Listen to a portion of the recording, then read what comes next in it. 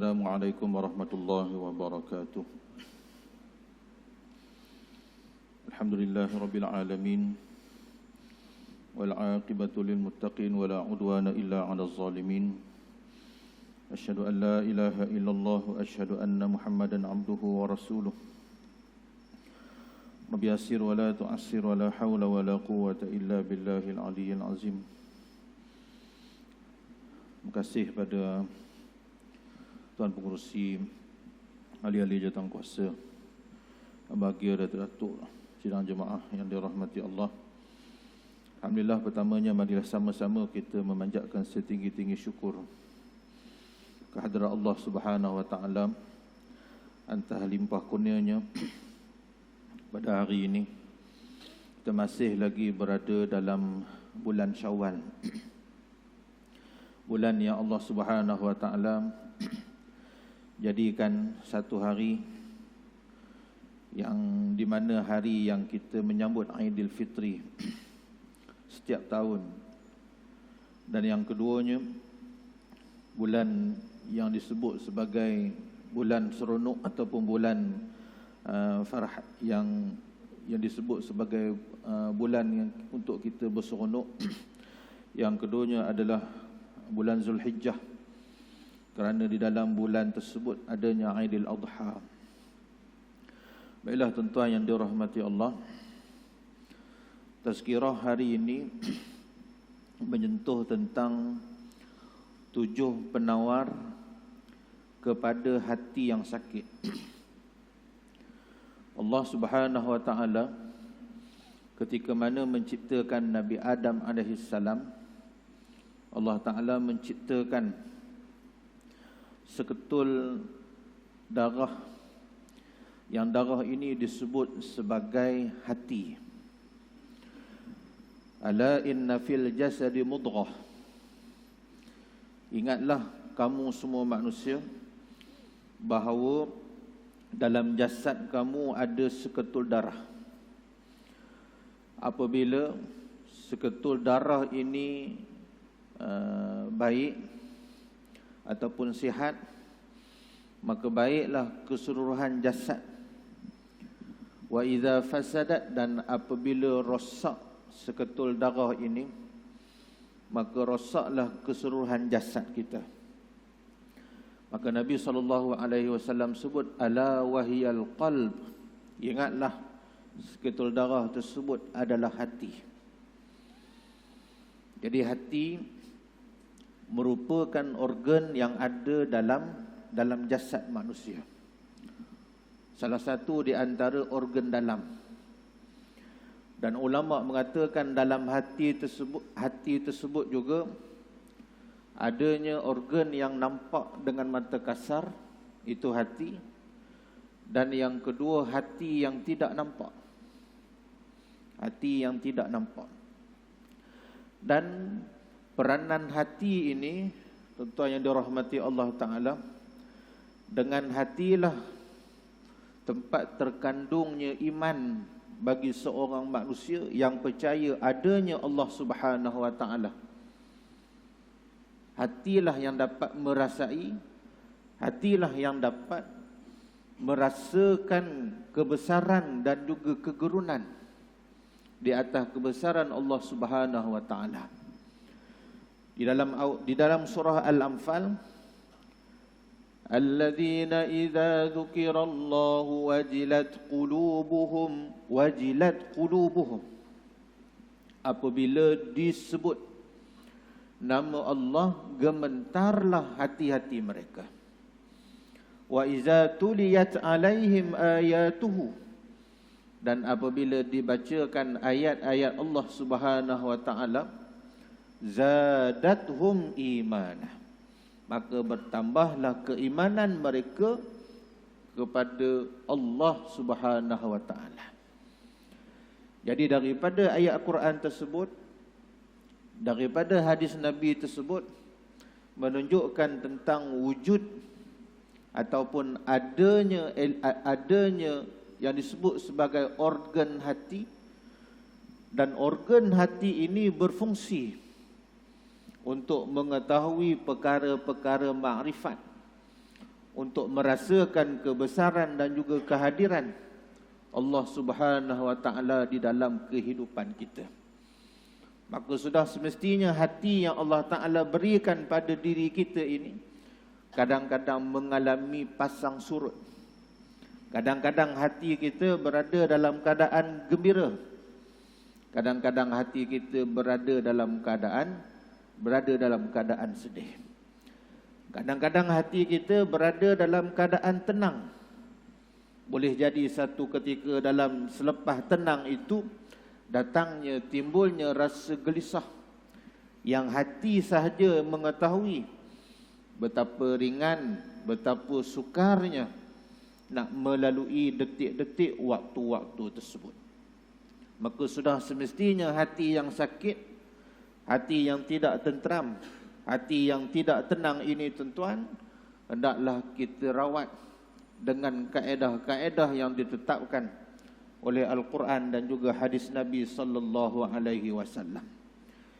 Di antara cara untuk kita bersihkan hati kita, untuk kita rawat hati kita daripada penyakit-penyakit dalaman ini tuan-tuan, tidak ada cara lain selain daripada kita kena sentiasa memperbanyakkan muhasabah kepada Allah Subhanahu wa taala. Hasibu anfusakum qabla an tuhasabu. Hisablah diri kamu sebelum kamu dihisapkan di sisi Allah Subhanahu wa taala. Kerana mungkin ada tindak tanduk kita, ada percakapan kita, ada perbuatan kita dan juga ada akhlak kita yang tidak seiring, yang tidak sejalan dengan syariat yang ditetapkan oleh Allah Subhanahu wa taala. Maka datang ketidaktenangan hati, maka datang ketidaktenteraman hati kita ini untuk kita kembali kepada Allah Subhanahu wa taala yang disebut ya ayyuhalladzina amanu tubu taubatan nasuha. Wahai orang-orang yang beriman, hendaklah kamu kembali, hendaklah kamu bertaubat kepada Allah Subhanahu wa taala dengan sebenar-benar taubat. Dengan kita bermuhasabah, maknanya kita kembali balik kepada Allah Subhanahu wa taala. Kita mengetahui mana berlebihnya kita. Seumpama makan kita, minum kita dan juga perhiasan pakaian kita. Allah Subhanahu wa taala sebut di dalam surah Al-A'raf, ya bani Adam khuzu zinatakum 'inda kulli masjidin kulu washrabu wala tusrifu. Wahai anak Adam, zinatakum, perhiasilah diri kamu saat kamu datang ke masjid. Kulu washrabu wala tusrifu. Makanlah, minumlah dan jangan kita berlebih-lebih. Maknanya di sini bila kita makan, bila kita minum, itu harus bagi kita. Kita lapar maka kita makan. Kita minum bila mana kita dahaga, maka kita pun mencari minuman untuk menghilangkan haus dan juga dahaga kita. Tetapi di situ ada syaratnya, wala tusrifu, jangan berlebih-lebih, kerana berlebihan itu menyebabkan kita menyimpang daripada syariat agama Allah Subhanahu wa taala. Maka kita bermuhasabah pada ketika itu. Ada open house, ada jamuan raya yang kita pergi, kadang-kadang sehari itu 3-4 tempat yang kita pergi. Ada makanan yang kita terlebih makan, ada makanan yang kita tak boleh jumpa makan, ada makanan yang kita terpaksa pantang kerana ada kesan bila kita ambil pada tubuh badan kita.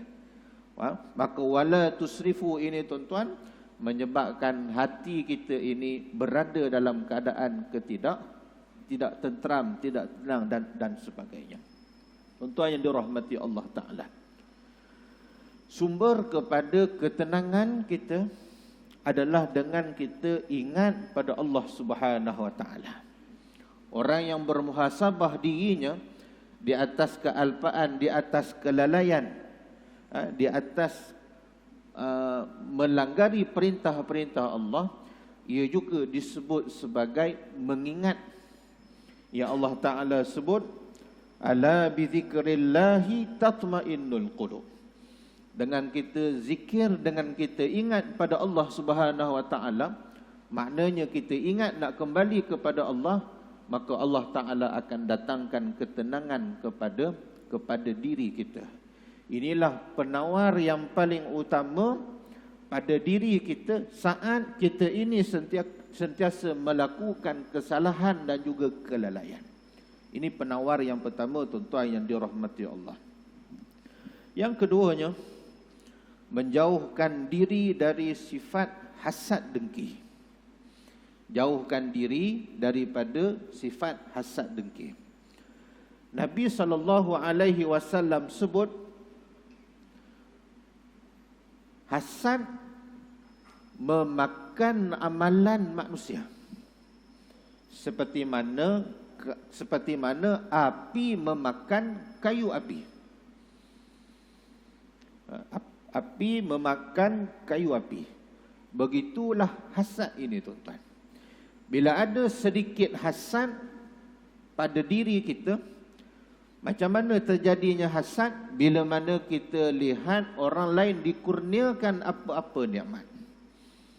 Tak kiralah kekayaan ke, tak kiralah gaji ke, tak kiralah kedudukan ke, tak kiralah nama ke, apa saja. Apa saja habuan dunia, apa sahaja nikmat dunia, ada sedikit perasaan hasad kita, perasaan iri hati kita, maka itu namanya hasad. Kalau orang dapat RM10, kita hasad pada dia. Patutnya aku yang kena pergi duduk situ dulu dapat duit kat aku.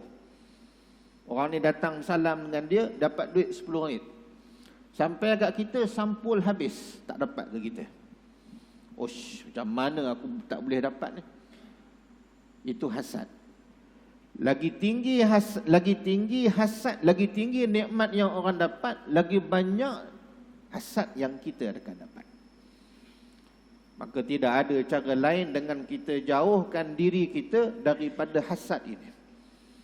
Kerana hasad ini, tuan-tuan, kita menyalahkan Allah Subhanahu Wa Taala, mengurniakan sesuatu nikmat kepada hamba-Nya.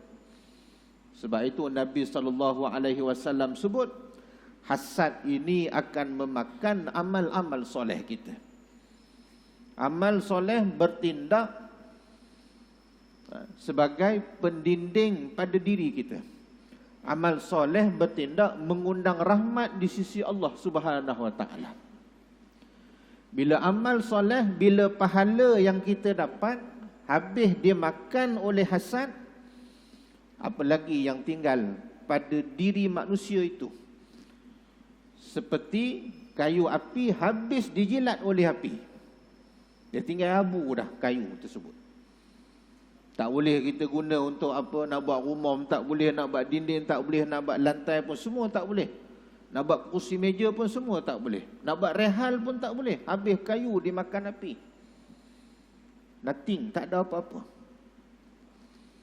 Jadi serupa itulah bila mana hasad ada dalam diri kita, maka ia akan memakan semua amalan-amalan yang kita lakukan sebelum ini, tuan-tuan. Wal-iyazubillah. Sangat kritikal bila mana hasad ada dalam diri kita. Dan hasad inilah yang menyebabkan hati kita ini menjadi kotor. Hati kita duk berbisik-bisik. Hati kita duk mengumpat, menyampah, menyumpah orang dan sebagainya. Maka tidak ada cara lain dengan kita membuang diri kita daripada memiliki seinci. Seinci itu kira besar. 1 mm tak boleh langsung ada. 1 zarah. Penyakit hasad tidak boleh ada sama sekali bersarang menetap dalam diri kita, tuan-tuan yang dirahmati Allah Ta'ala. Kita tahu jiran kita tak mampu, tak ada duit pun. Tiba-tiba dia buat open house, pasang 4-5 kemah. Macam mana ni, duit mana dapat ni? Jadi kata Imam Al-Ghazali, waktu kita terdetik rasa syak wasangka pada diri orang, pada orang lain, kita kena buang jauh-jauh sifat tersebut supaya ia tidak melekat bersarang dalam diri kita, tuan-tuan yang dirahmati Allah Ta'ala. Maka itu penawar kedua bagi hati kita yang sakit. Tidak ada cara yang lain selain daripada kita sendiri yang merubah diri kita ini. Innallaha la yughayyiru ma biqaumin hatta yughayyiru ma bi anfusihim. Allah Ta'ala itu tidak akan mengubah nasib sesuatu kaum, melainkan kita sendiri yang mengubahnya. Kita sendiri yang kena rawat. Setiap penyakit dia ada ubatnya, tuan-tuan. Maka hati ini, tuan-tuan, inilah di antara penawar yang kedua, bagaimana kita nak merawat hati kita yang sedang sakit. Yang ketiganya, tuan-tuan yang dirahmati Allah, menjauhkan diri daripada sifat marah dan juga keras hati. Ini penawar yang ketiga. Bagaimana kita nak merawat hati kita yang duk selalu sakit. Kalau tak sakit tak apa, kita jaga diri kita ni. Ada sahaja simptom-simptom hati kita sakit, ya, kita cepat-cepat rawat. Muhasabah yang pertamanya, yang kedua, kita tidak boleh ada langsung rasa perasaan hasad dengki. Yang ketiganya, jauhkan diri daripada sifat marah dan juga keras hati. Marah ni, Nabi SAW pesan, la taghdab, jangan kamu marah. Kerana marah itu sebahagian daripada api neraka. Marah itu sebahagian daripada api neraka.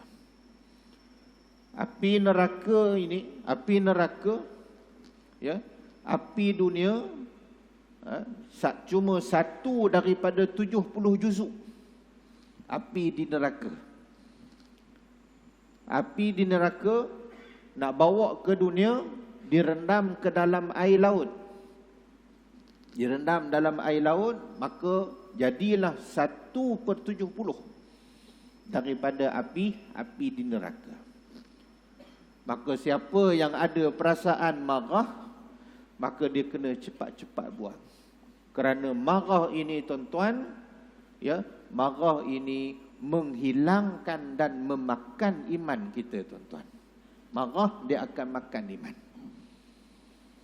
Hasad dia akan makan amalan baik kita.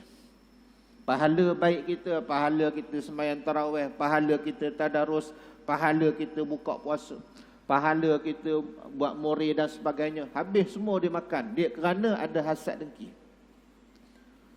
Marah ni pula, dia akan memakan iman kita sedikit demi sedikit. Iman kena makan, tuan-tuan. Makan maknanya habis. Api dia makan kayu api, habis jadi abu. Iman dia makan iman, habis tak ada iman dalam diri manusia yang sebelumnya itu beriman. Bahaya, tuan-tuan. Ada sahaja penyakit, sakit saja hati kita, cepat-cepat kita kena marah, cepat-cepat kita kena rawat. Ya. Nak pastikan hati kita dalam keadaan baik, kita tidak boleh sama sekali marah. Waktu kita tengah marah, kita berdiri, cepat-cepat kita duduk. Tak boleh nak kontrol juga duduk kita, maka kita cepat-cepat baring. Tak boleh sangat, tuan-tuan, pergi ambil wuduk ataupun kita mandi. Istighfar banyak-banyak, astaghfirullahalazim, astaghfirullahalazim, astaghfirullahalazim, supaya marah, rasa keras hati ini tidak merebak kepada seluruh badan kita, tuan-tuan. Wal-iyazubillah, bila mana seseorang itu tidak dapat mengawal marahnya, kita akan tengok maka pada ketika itu akan hilang kewarasan akal. Kita tengok berita-berita, kita tengok dalam televisyen, bagaimana seseorang yang tidak mampu menahan kemarahannya, ya, tidak dapat mengawal kemarahannya, serba-serbi mencederakan, sehingga menyebabkan berlakunya pembunuhan. Kita tengok manusia yang pertama, Habil Qabil. Adam ada anak Habil Qabil. Marah sebab tak dapat nak kahwin dengan pasangannya. Menyebabkan apa? Berlakunya pembunuhan. Kita marah lagi dengan adik-beradik kita. Kita marah lagi dengan anak saudara kita. Kita marah lagi dengan bapa saudara kita. Maka di sini kita mengundang hati kita ini menjadi hati yang kotor, hati yang sakit di sisi Allah Subhanahu wa taala. Kita tahu dalam diri kita bagaimana. Kalau demam itu kita mampu, kita rasa lebih 37 darjah Celsius. Badan kita rasa tak selesa. Badan kita rasa panas, badan kita rasa seram sejuk. Kita tahu kita dalam keadaan kita demam. Tapi bagaimana kita nak tahu hati kita sakit? Bila mana kita tidak melakukan, kita tidak mengubat penyakit hati kita. Maknanya kalau kita selalu marah, maknanya hati kita sakit. Kalau kita tak muhasabah diri kita, hati kita juga turut sakit. Kalau ada hasad dengki dalam diri kita, hati juga turut sakit. Maknanya kalau kita tak ubat, di situlah sakit kita, tuan-tuan. Yang keempatnya, tuan-tuan, hendaklah kita bersifat pemaaf antara satu sama lain. Ini yang disebut khudhil afwa wa'mur bil urfi wa a'rid 'anil jahilin. Terimalah apa yang mudah kamu lakukan dan suruhlah dengan perkataan yang baik serta berpalinglah daripada orang-orang yang jahil. Maknanya kita kena bersifat pemaaf. Nak tidur saja kita, tuan-tuan, maafkan semua kesalahan orang lain. Supaya apa? Supaya hati kita berada dalam keadaan baik, sihat dan sebagainya. Hati ini tempat untuk kita menyemai makrifat kita, pengetahuan kita pada Allah Ta'ala. Hati tempat untuk kita merapatkan diri kita pada Allah Subhanahu Wa Ta'ala. Bila hati kita tenang, mudah untuk kita melakukan ibadat kepada Allah Subhanahu Wa Ta'ala. Yang kelima, tuan-tuan yang dirahmati Allah Ta'ala, adalah bersifat husnuzan. Makna husnuzan, maknanya bersangka baik. Jadi jiran kita tahu dia tak ada duit, tiba-tiba dia buat open house. Kita kata, dia untunglah dapat apa-apa bisnes, dia tak bagi tahu kita. Jangan kita kata duit dia ambil daripada duit yang tak betul. Ini husnuzan sangat penting. Kerana apa? Allah Ta'ala itu mengikut sangkaan hambanya. Zon kita baik, maka baiklah yang jadinya kehidupan kita. Kalau zon kita buruk, jahat, maka buruklah jadinya kehidupan kita. Itu perkara yang kelima. Perkara yang keenam, tidak ada cara lain untuk bersihkan hati kita, untuk rawat hati kita. Hendaklah kita sentiasa ikhlas melakukan amalan. Setiap amalan kita perlu dilakukan dalam keadaan ikhlas. Kita semayang kerana orang, bila orang tak puji kita, kita rasa semacam. Kita buat sesuatu perkara, orang tak hargai kita, kita rasa semacam. Hati kita sakit.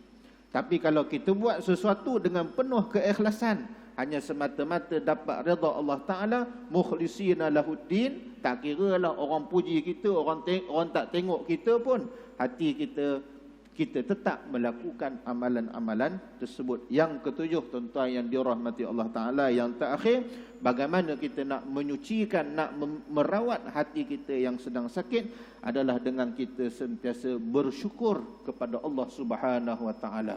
La in syakartum la azidannakum wa la in kafartum inna adabi lasyadid. Syukur sangat penting. Latihlah diri kita bersyukur dengan perkara-perkara yang kecil. Latihlah diri kita untuk bersyukur dengan apa yang diberi kepada manusia. Siapa yang tak bersyukur kepada manusia, maka ia tidak bersyukur kepada Allah Subhanahu Wa Ta'ala. Jadi ringankan mulut kita, apa sahaja yang orang bagi, apa sahaja yang orang puji, apa saja yang disediakan orang kepada kita, manusia di sekeliling kita kepada kita, ringan-ringankanlah mulut kita untuk kita mengucap terima kasih dan ucapan penghargaan kepada mereka.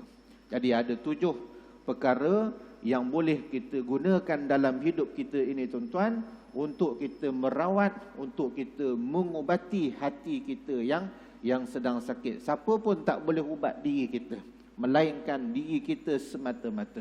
Mudah-mudahan ada kebaikannya ke atas diri kita. Tazkirah ringkas pada hari ini, Yang baik itu daripada Allah Subhanahu wa taala. Semohon maaf segala kekurangan kesalahan. Aqulu qauli hadza wa astaghfirullahal azim li wa lakum. Wabillahi taufiq wal hidayah. Assalamualaikum warahmatullahi wabarakatuh.